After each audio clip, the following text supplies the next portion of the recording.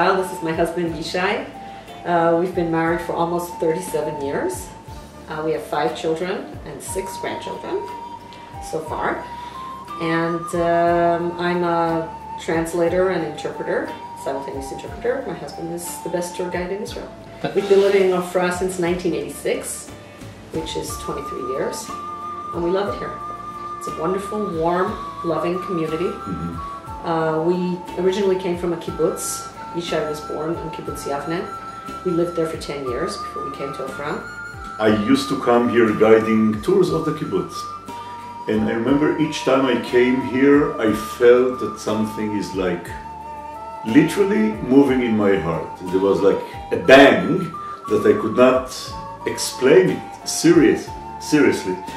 And I think it was simply, I fell in love with the place. And I came to Ruchi and I told her, when the time comes, if it happens, I don't know how it will work, but we're going to live here. My parents came from Romania in 1944, managed to escape there, got certificates, and they made the long journey from Romania, crossing by boat the Black Sea to Istanbul, then by train. For 2 weeks they entered into Israel from, if you think about it, from Turkey, Syria, Lebanon, into Israel, the railway that is not working anymore. And my father actually fulfilled his dream that he was obsessed with, I think. I don't know if my mother was so much about it. And to come and to be a pioneer, a Zionist religious pioneer, the way he understood it. So clearly we live in Israel for ideological reasons because we believe that Eretz Israel is the homeland of the Jewish people, and this is where we belong. My parents are Holocaust survivors, and to me, growing up, it just was obvious that we were going to live, that I was going to live, and eventually my brothers and my parents also came to live in Eretz Israel. There's no other place for a Jew to live. And for us, to live in Ofra is no different than living in any other part of Eretz Israel. This is Israel. This is actually the biblical homeland. If anything is Israel, it's this.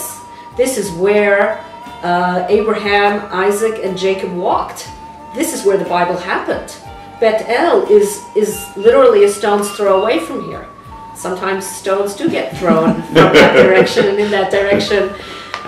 But this is where the Jewish people were born. So this is Israel for us. We are concerned about what's happening politically with this settlement freeze, and we're very concerned because of what happened with the disengagement.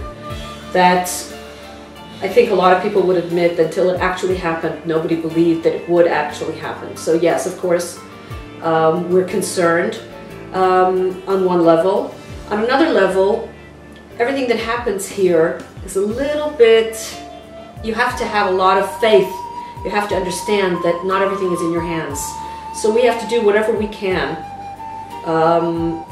to remain here, to bring more people here, to strengthen the land of Israel. And we believe that living here, not only is it not an obstacle to peace, it's the only thing that can assure peace. The more Israel concedes, the more Israel gives up its rights to the land of Israel, the more it gives in and says to the Palestinians, you know, maybe you're right, maybe we don't really have a right to be here. The more it emboldens them, it strengthens them, and fuels the hope that they have that they'll be able to drive us out of here. The only thing that will prevent them, that can somehow, I don't believe that they'll ever become great Zionists, but the only thing that can give us some years of peace and quiet and to live together somehow in some kind of peaceful coexistence is if they accept the fact that we're not going anywhere. As long as we continue to give them the hope that they can keep pushing, and with a little more terror and a little more murder and a little more rampaging, they're going to drive us out of here. And that's what the peace camp, the so-called peace camp, is doing. It's giving them that hope that we don't belong here, that it's not our place to be here, that we don't really have a right to be here. They'll just continue fighting against us. You're asking about relationship with Arabs. Me as a tour guide, first, from my occupation point of view, I have constant contact with those people. And I can tell you that usually it's amazing to see one-on-one, you can become the best friends. appreciation, mutual exchange of whatever ideas, you name it. You can become good friends with them. I can trust them. And not long ago, I took some people walking in the old city, in the Muslim quarter of Jerusalem. And I was wearing my gun, okay, in a way that they could see it. You will not believe the remarks that I got from the Arabs. How come you wear a gun when you come here to visit us? Don't you trust us? Okay? And I told them, it's really there. I told them, I trust you in this, okay? But there are people that unfortunately I cannot trust, okay? I can trust each one of you, okay? Please don't be offended, it's not against you. I had to explain to them why I'm trying to protect myself, okay? On the other hand, the moment you touch politics, the moment you become, or talking about crowds, or getting to this friction point of numbers against numbers, forget it.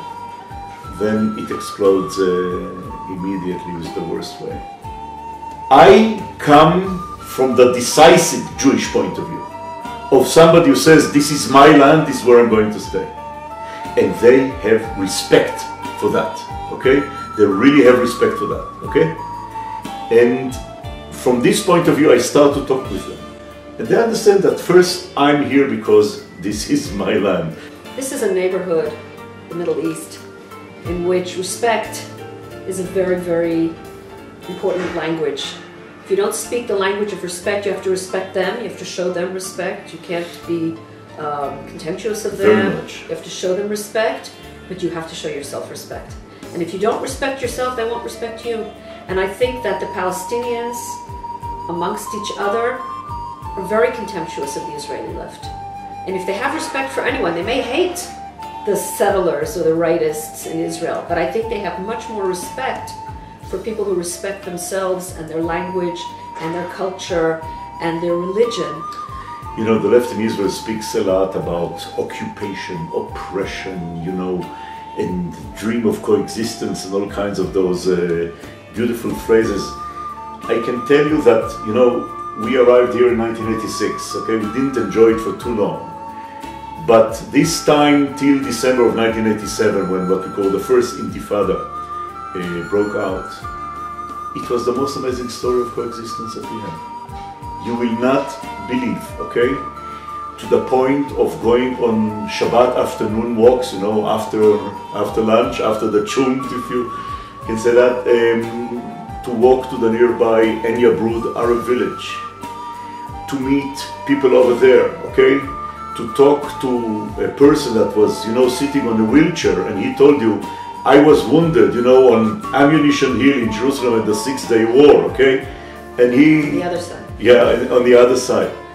To do the test, you know, the licensing, the annual licensing that you need to do for your car in Ramallah, because it's close, because it's convenient to have a bank account there, to buy your Shabbat chalis in Ramallah. In the supermarket in Ramallah. Why going to the open market of Ben Yehuda? It said Angel, you know, it's stamped into the bottom of the challah, and you could go there to the supermarket. You went to the pharmacy to fill a prescription because it was much closer than going to Jerusalem.